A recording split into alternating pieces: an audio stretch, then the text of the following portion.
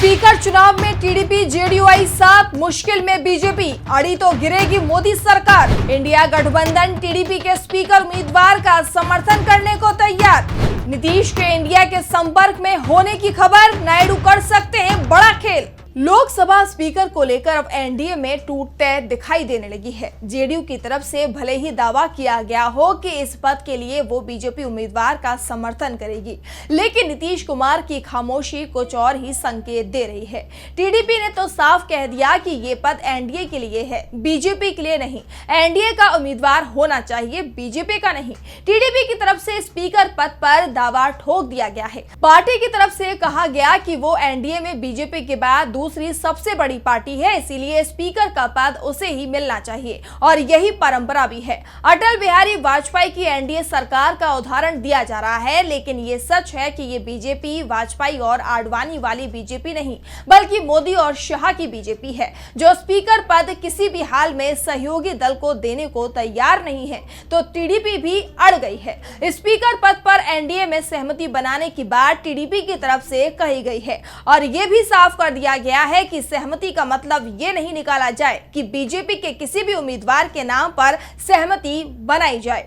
इसके बाद केंद्रीय मंत्री राजनाथ सिंह ने एनडीए में शामिल दलों की बैठक बुलाई, जिसमें अमित शाह, ललन सिंह, चिराग पासवान सहित एनडीए में शामिल पार्टियों के कई प्रमुख नेता शामिल हुए। लेकिन इस बैठक में भी उम्मीदवार के नाम पर सहमति नहीं बन पाने की खबर सामने आ रही है। स्पीकर का चुनाव 26 जून को होना है। 25 जून को इसके लिए नामांकन किया जाएगा। ऐसे में अब करीब सप्ताह भर का समय ही बीजेपी के पास बचा है कि वो इस पद के लिए गठबंधन में सर्वसम्मति तैयार कर ले, जो फिलहाल बेहद मुश्किल दिखाई दे रही है।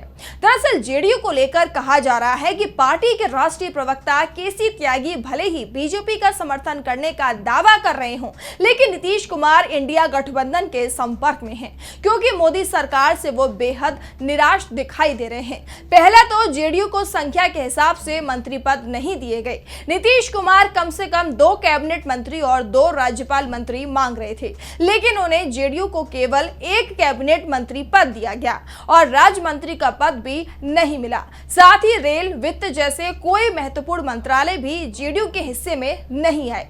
इसके बाद कहा जा रहा है कि नीतीश कुमार ने इंडिया के लिए अपनी खिड़कियां खोल दी हैं और जल्द ही दरवाजा भी खोल सकते हैं। उनकी नजरें टीडीपी पर लगी हुई हैं। अगर टीडीपी की तरफ से कोई संकेत मिलते हैं तो नीतीश पलटी मार जाएंगे, तो दूसरी तरफ टीडीपी का रुख लगातार कड़ा होता जा रहा है। इंडिया गठबंधन ने भी टीडीपी के स्पीकर उम्मीदवार का समर्थन करने का ऐलान कर दिया है। इस बीच शिवसेना यूबीडी सांसद प्रियंका चतुर्वेदी ने कहा कि एनडीए के सहयोगियों को बीजेपी की नीतियों से सचेत रहना चाहिए, क्योंकि बीजेपी स्पीकर और गवर्नर पोस्ट का दुरुपयोग कर अपने ही सहयोगी दल को खत्म करने की कोशिश करती रही है। इसीलिए जरूरी है कि टीडीपी या जेडीयू इस पद के लिए मांग करे। स्पीकर बीजेपी का नहीं हो। अगर बीजेपी का स्पीकर बना तो उनकी खुद की पार्टियों को बीजेपी से बचाने में मुश्किल होगी। इंडिया गठबंधन जेडीयू और टीडीपी दोनों को अपने पाले में लाने की कोशिश कर रहा है। जेडीयू की तरफ से हरी झंडी मिलती भी दिखाई दे रही है, बस टीडीपी की बगावत का इंतजार है। वैसे भी टीडीपी को आंध्र प्रदेश सरकार चलाने के लिए बीजेपी के समर्थन की जरूरत नहीं है।